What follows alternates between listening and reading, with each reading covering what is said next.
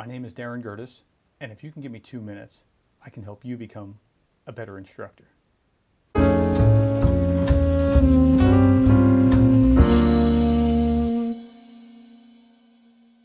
Students have a accommodation plan from the Office of Disability Services, and they need extra time on a test. So I'm going to show you how to do this, how to add extra time to a test. So go to the class, whatever it is that you need to go to. Find wherever the course is. I keep it in the course materials, and then test.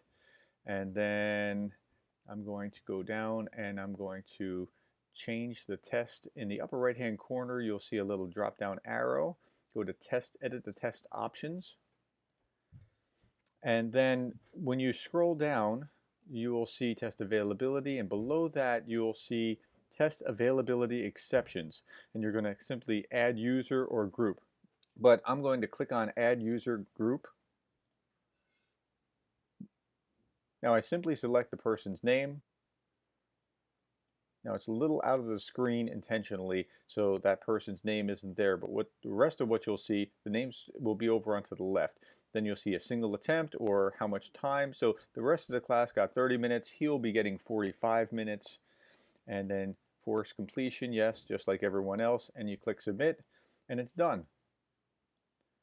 And the test is set so that everybody has the same amount of time except for that one person with the exception. Okay? I hope that's helpful. So that's all for now. If you're a CSU faculty member and you have any questions, don't hesitate to contact me. I'm here to serve you.